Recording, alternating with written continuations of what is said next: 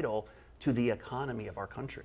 Well, and one of the reasons why you said you felt compelled to comment was the fact that there were the reports here that leases could be canceled for 2 NOAA buildings. So how important are these buildings for the whole operation? Well, the 2 buildings in particular, one hosts all of the radar data.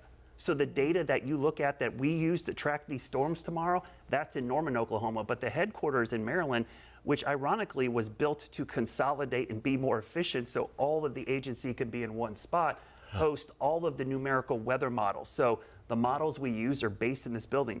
It's a huge building because there's data centers like that. There's walls and walls of giant computers. And so it's just not the loss of people. People say, well, we'll just let AI and computers take over. This building literally hosts the computers that would have the AI on them. And so we couldn't have models. We couldn't run them. And even if you're thinking, okay, other countries would take over, they initialize their data off of our data.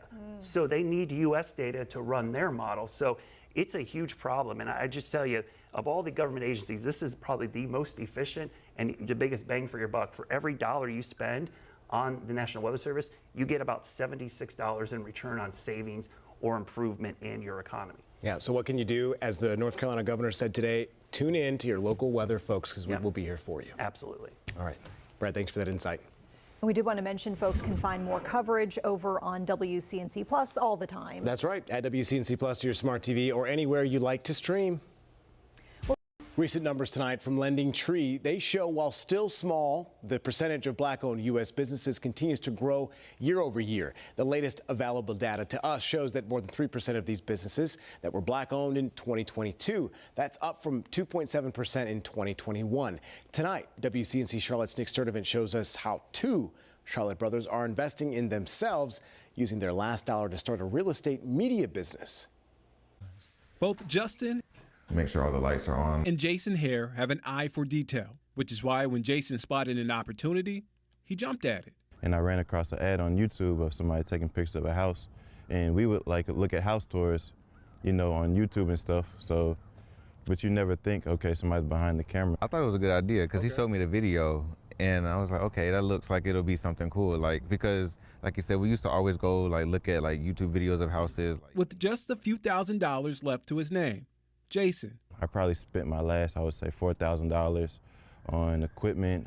We bought a mentor course and everything like that. The course was my last $500 to be exact. And Justin went from brothers to business partners, launching Go Premium Real Estate Media in 2021. Me personally, when I do shoots, I like to start, if it's like 2 stories, I like to start upstairs and work downstairs. They say they started out taking photos of empty houses, eventually reaching out to realtors. It didn't take off immediately, so I would say maybe like 6 months to a year is when we started seeing some progress. The brothers say they slowly built a client base. Candace Marks and Matt Norman are realtors in the area and Go Premium's clients. They actually reached out to me through social media, and you know, my slogan's persistence overcomes resistance. And at first I wasn't looking for any new contractors, and the more they kept hitting me up, I started to realize these guys got something. They're young and, you know, they are go-getters and they do what they say they're gonna do. So that's what also, you know, just inspired me just to continue to help them, and they deliver, man. The brothers say they went from 2 shoots a month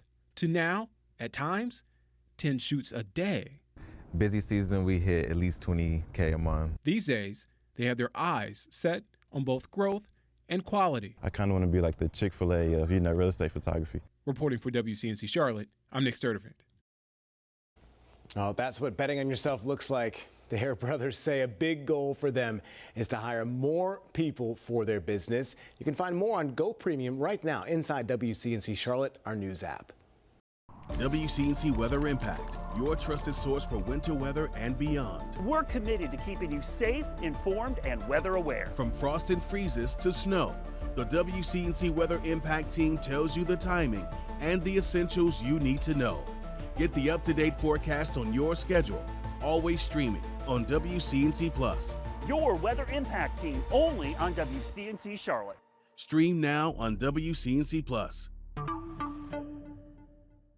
Well, we have an update tonight on a story we first brought you last month. That's right. Andrew Lazenby told us that he discovered more than 140 slave grave sites in his backyard. Now, since that discovery, he's been paying out of pocket to turn the area into a formal cemetery. WCNC Charlotte's Anna King went back to that site today as people from around the world are trying to help restore the site. Yeah, since we covered the story, the homeowner here says he's received an outpouring of support from people around the world, calls and emails, all from people wanting to know what they can do to help. I expected a couple emails, not what I've received. A story of remembrance that has touched hearts around the world. Overwhelming is not the right word. It was more kind of uplifting to see how many folks are interested in it and were positive about what we were doing. For 2 years, Andrew Lazenby and his wife have dedicated themselves to restoring a sacred space, a slave burial site they discovered in their own backyard. With care, they've uncovered history, hiring archaeologists, placing headstones, and researching the stories of those laid to rest. Now their work is nearly complete. We still have the gates to construct and install, but mostly we're maintaining at this point. We're just keeping it clean, keeping it clear of debris. Since sharing their story, messages of support have flooded in from around the globe. Before the first showing was even off the air, we were receiving emails. Since then, I've received dozens and dozens, and some as far away as China. Strangers reaching out, some to say thank you, others seeking guidance on how to preserve similar sites, and many looking to donate. As far as accepting money, we don't need to at this point, but there's lots of organizations out there that are doing good work. He points to foundations like Black Cemetery Network, who work to ensure sites like this one are never lost again, and hopes to honor more lives and ensure stories of the past are never forgotten. For more information on the organization he says he's redirecting donations to, you can head to our mobile app. In York County, Anna King, WCNC Charlotte. Meantime, tonight, new questions surrounding potential changes for Medicare recipients. Some are wondering whether they'll still have access to telehealth options in the months to come. Yeah, some members say that they've read that they may lose those benefits by the start of April. WCNC Charlotte's Megan Bragg verifies what you should know. We had a WCNC viewer ask, there are numerous reports on social media that Medicare is eliminating telehealth service as of April 1st. Is this true? Let's verify. Our source is Congress.gov and the Medicare program. Medicare telehealth services were set to expire on December 31st, 2024. At the end of the year, U.S. Congress passed the American Relief Act, which was signed into law by former President Joe Biden. This act keeps the government funded through mid-March and also includes a short-term extension on Medicare telehealth flexibilities. The extension is set to end on March 31st. The Medicare website states that starting April 1st, you must be in an office or, if you live in a rural area, can be in a medical facility for most telehealth services. There are expectations to the rule, which you can find inside this article on our app. So we can verify that, yes, as of now, Medicare telehealth services are set to expire on April 1st. There is a chance Congress can extend that deadline. With your Verify, I'm Megan Bragg. When severe weather impacts the Carolinas, you can help us tell the story. Our radar helps to keep you weather aware, along with images like these. Here's how to send us a video or picture of conditions impacting your area. Make sure you're in a safe spot. Take a picture or a video, then send it to the Near Me feature on our WCNC News app. Your image could be part of our weather impact coverage. Download the WCNC News app now.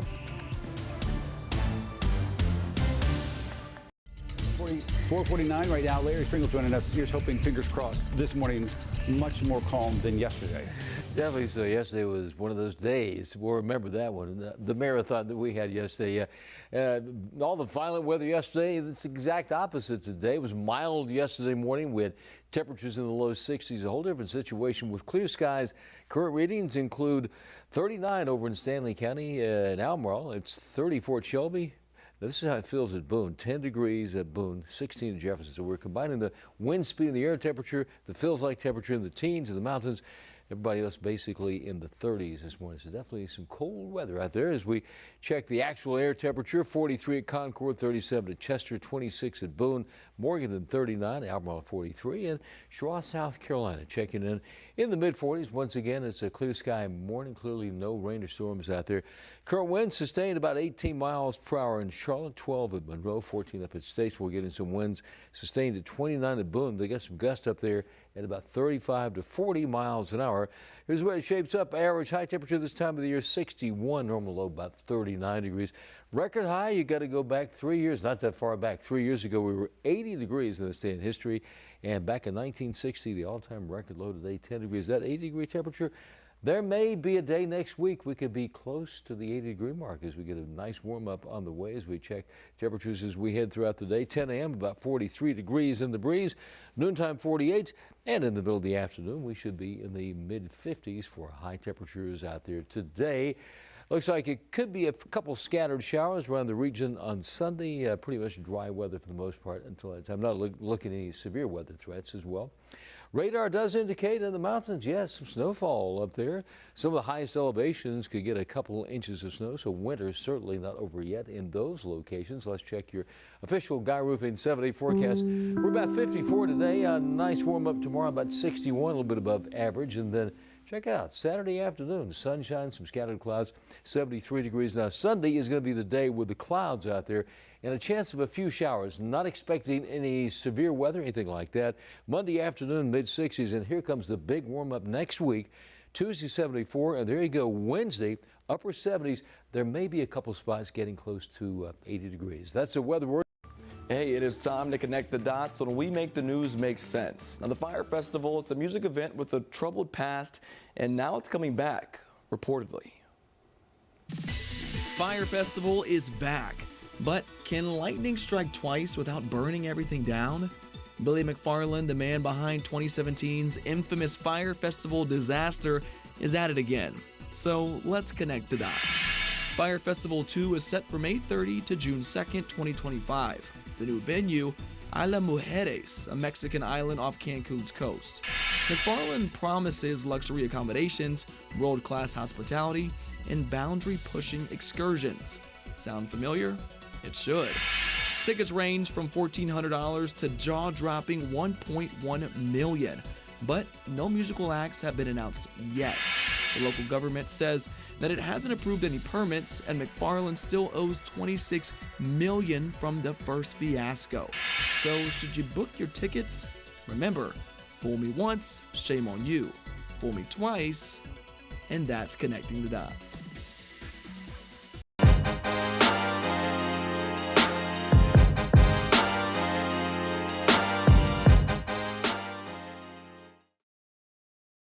Well, tonight we are hearing from a local family devastated after a violent weekend here in the Queen City. Yeah, CMPD is doing work right now investigating multiple shootings that spanned across the region that left 3 people dead, 2 others hurt. Now, one of those deaths, 29-year-old Alexis Legrand, shot and killed in Northwest Charlotte Saturday morning. And WCNC Charlotte's Jesse Pierre spoke with Legrand's family today about their loss. With every deadly shooting, a life is cut short, and that includes Alexis Legrand. Now, I spoke to her mother and her aunt who say they're hurting right now, and the pain is even harder to bear knowing a family member is responsible for her death.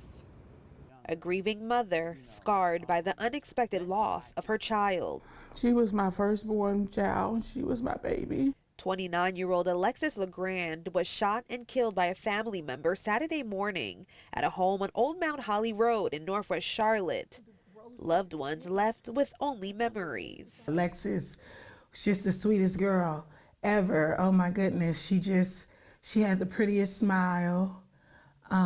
She was full of life. She was a good child, you know. She never had really any issues. I just feel like after my mom passed, that's kind of where a lot of things took a toll on her. Legrand's family member Kenneth Reed is charged with her murder. He claims she was acting erratic and swinging a pole at him, so that's when he grabbed a gun.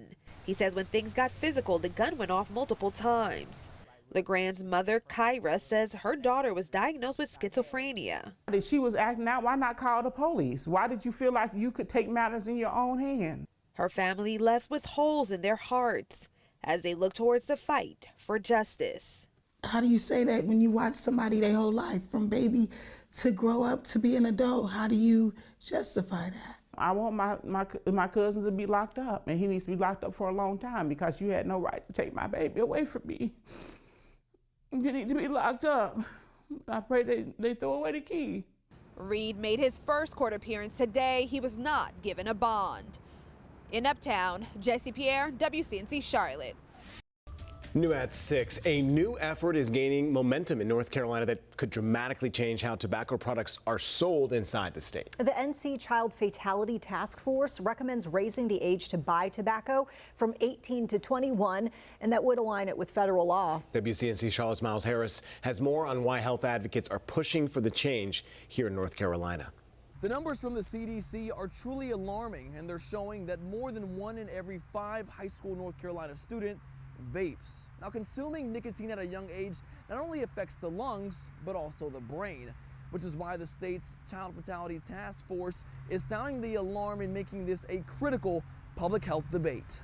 We'd really like to protect kids from these harmful exposures. Kella Hatcher and her team with the NC Child Fatality Task Force are making a push to protect kids and their health, to raise the legal age for tobacco product purchases from 18 to 21 in the state. These products are not safe. They can contain high doses of nicotine, which is highly addictive, can harm adolescent brain development. The change is an effort to prevent thousands of young North Carolinians from getting their hands on the harmful product.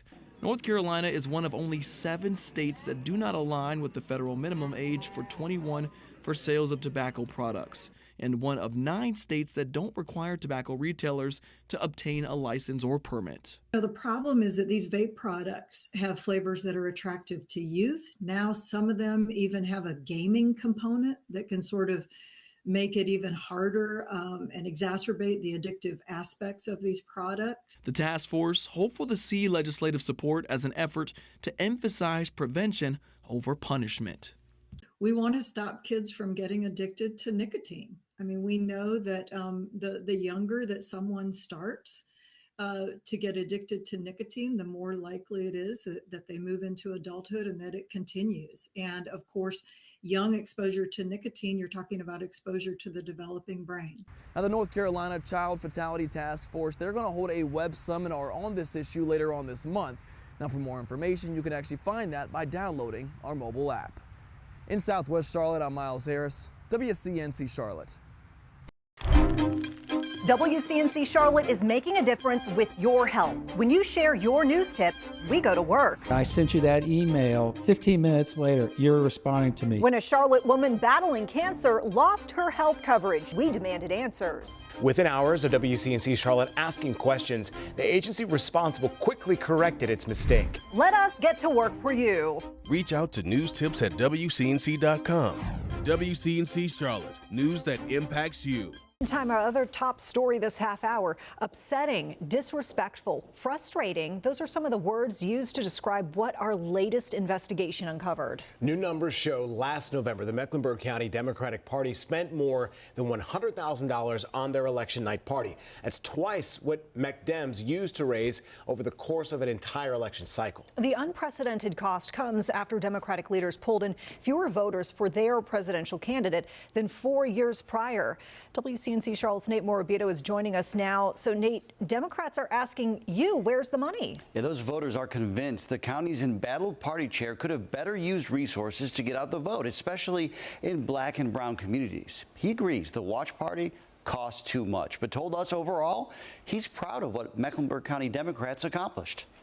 I have sweat equity in this party. S.Y. Mason Watson feels unheard. She spent the last decade helping grow voter turnout for the largest county Democratic Party in North Carolina, with a majority of its registered voters black. That has been a fact that seemingly has fallen on deaf ears. The East Charlotte precinct chair believes the Mecklenburg County Democratic Party took black and brown voters for granted this election. I don't think the attention has been given to either of our communities. Mason Watson also serves as first vice president of the county's African American caucus. In the aftermath of the election, the caucus called for the resignation of local party chair Drew Cromer, citing in part a refusal to engage with minority communities and a lack of financial transparency under his leadership. It is very depressing and sometimes demoralizing because you know you've made all of these efforts, and had there been a willing partner, the results would have been very different. Campaign finance records show of the record-breaking $2.8 million worth of donations the county party raised, more than $100,000 alone went for an election night watch party in Camp North End for 1,200 people. The disrespect, all the wind and the rain and so forth. My name is Dirk Vanderleest. I'm the aviation director for the city of Concord. I'm sort of the MC, and I'll go through it in an order who is going to speak. But I think it's appropriate at this time to kind of give you a little history with this relationship that we have with Avelo Airlines. Extra, actually, it was called Extra before it was Avelo. And so as they say, we go way back. And that's really what has transpired here.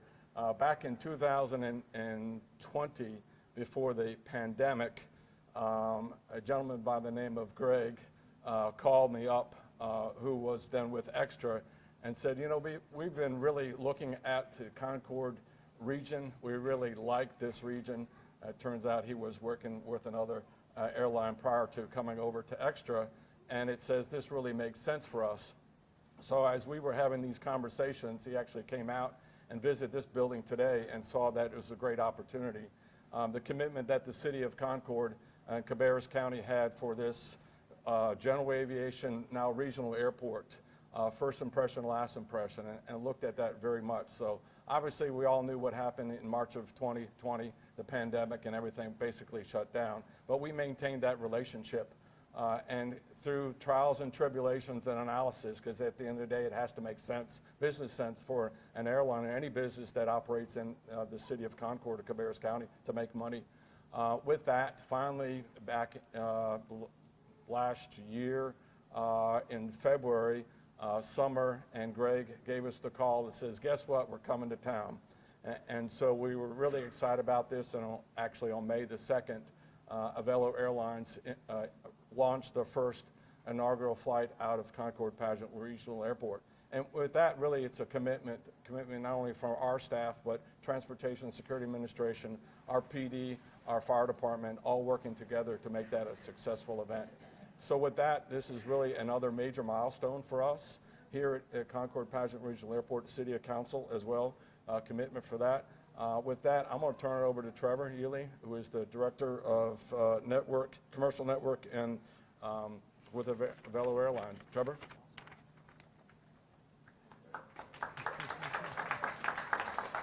Thank you, Dirk. Good morning, everybody. Thanks for being here with us today. My name is Trevor Yealy. I'm head of revenue at Avelo Airlines, as Dirk said. And as he said, this has been a long time coming. Today marks a very important step, the next step in our growth here in the Charlotte and Concord region, with the official opening of our base here at the airport.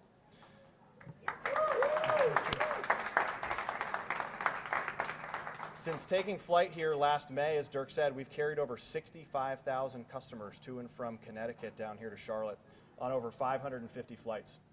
We've completed over 99% of our flights, bringing our industry-leading reliability right here to the heart of Charlotte and Concord at this airport. And the net result has been overwhelmingly positive. The NPS scores that we get at this airport, and NPS, if you're not familiar, is a typical customer satisfaction measure for all industries, but especially the airline industry, is among the highest of our airports in our entire network. When customers come here, they love it. They love the ease, the simplicity, the convenience of this airport, and how approachable it is to get to and from where they want to go, like these fine folks here are about to head up to Manchester and experience these flights. A base here means a dedicated aircraft living at the airport starting today, which will bring local job growth and even more affordable, convenient, and industry-leading reliability for the region. We're starting with a single aircraft today. However, our second aircraft will join in just a short month, which will mean even more routes and more opportunities to take customers in and around the Charlotte area to where they want to go. With this base, we'll have 2 new routes starting next month. We'll begin twice weekly service to Daytona Beach, Florida on April 3rd, and we'll begin twice weekly service to Nashville, Tennessee on April 4th. And these are just the beginning. We anticipate having more growth coming in the very near future, so stay tuned. You can get affordable one-way fares on all of our routes, starting as low as $40 on our website. So in closing, I'd like to thank our partners here at the Concord-Padgett Regional Airport for all the support that they've provided over the number of years we've been having conversations and bringing this to reality. I'd like to thank the City of Concord and the Mayor for the support that everybody has shown to us in bringing this service here. I'd like to thank the folks at Cabarrus County, for all the support that they've brought. And last but not least, I'd like to thank the customers in and around Charlotte and Concord area for giving us a shot, giving this airport a shot, and for helping to bring this to reality. Thank you.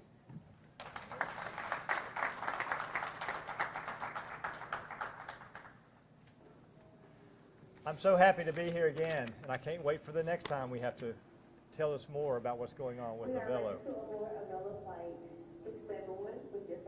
Perfect timing. First of all, I'd like to also... Makes it real. This is exciting. It does. It does. Families with children 2 and under may line up at the purple line on the right side of the sign. Okay, now that we know this is real, I want to introduce some of our council members, Lori Clay and J.C. McKenzie. I'm glad they're here today. Also, Kirk.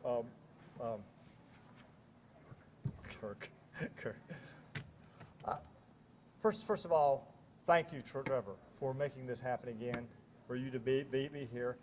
We really appreciate all that you're doing to bring this forward. It's another great day for Concord-Padgett Regional Airport and the citizens of Concord. With the announcement today, Avelo will be the Concord's second base in North Carolina. I understand there's another one coming, but that'll be number 3. We're number 2. Yes, that's very good. With the current services of Concord to Northeast, to Tennessee, and Florida, as you just heard, we're all excited about that, and we're also excited about the fact that there's going to be more coming. So with the first plane being based here, and now that we hear about the second plane in a month, this is really great. By the way, my wife and some friends have just gone on a trip on Avelo up to Hartford area, and here's her comment that they were so impressed, and the 2 things about it. One, the meticulous care of the aircraft, and the welcoming of staff. So great job, guys. When my wife says that, you're on top of the world. So keep up the good work. Again, hello Avelo, and keep moving forward.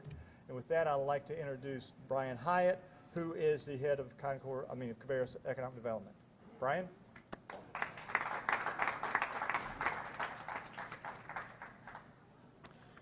Well, on behalf of the Economic Development Corporation, it's certainly a great day to welcome Avelo again. We're excited, obviously, when Avelo started service in Concord, but we're even more excited now that you have a base here. We're here to celebrate your expansion because that's what a lot of industries do here in Concord. They decide to locate here, and then they decide to grow here. And then they become part of the fabric of the community. So we certainly welcome you, and congratulations to you and the city for this.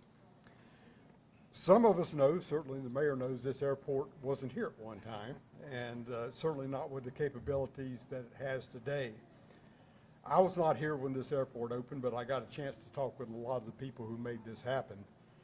I don't think they envisioned commercial aviation at the time, but they can, I can tell you that they envisioned this as part of the Concord economy and the growth that we have had, and that proves that they were right. And I think Dirk will tell you the airport is not constantly looking on how to change to keep up with the business environment is one that's going to struggle. And I'm here in terms of the Economic Development Corporation because of the announcement of the new jobs at the airport, that's economic development. The announcement that there's going to be 2 planes based at the airport, that's economic development. This expansion also enhances the quality of life, giving our residents the opportunity to travel to great destinations and with an airline that's both closer and less expensive than their other options. Today's announcement will make a measurable impact on individuals and families in Cabarrus County, and we congratulate Avelo on your expansion and welcome home. Thank you.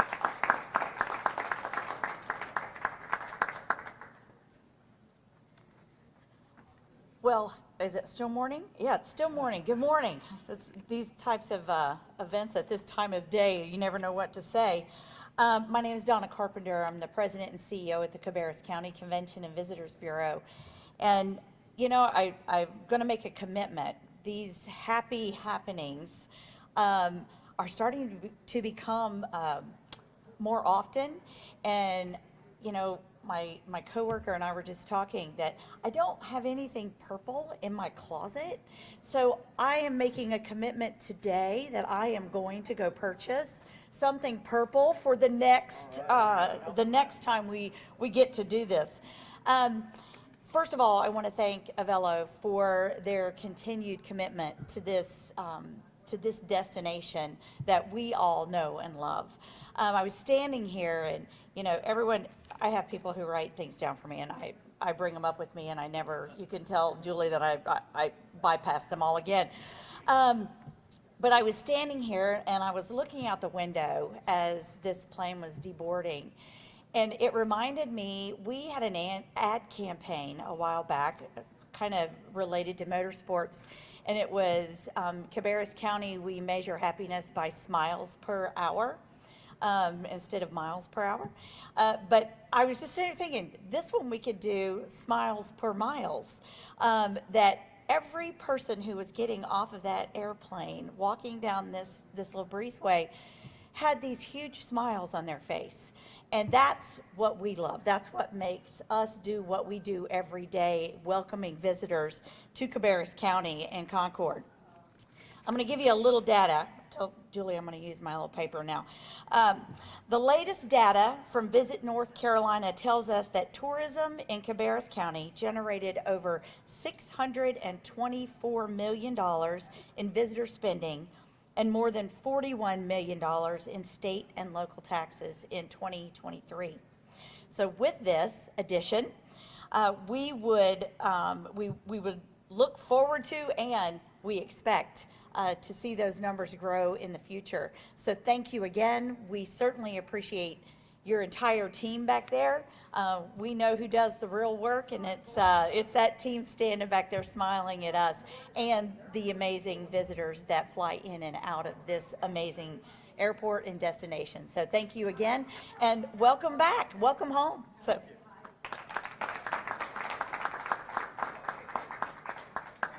Thank you, Donna. At this time, I'd like to recognize from the State of North Carolina Governor's Office, AKA also our airport project manager, Murtaza Habibi. Murtaza is responsible for the commercial airports, and we talk about economic development. So in 2017, the commercial airports got the General Assembly to agree to fund $100 million basically a year, and that's divided among the 10 airports.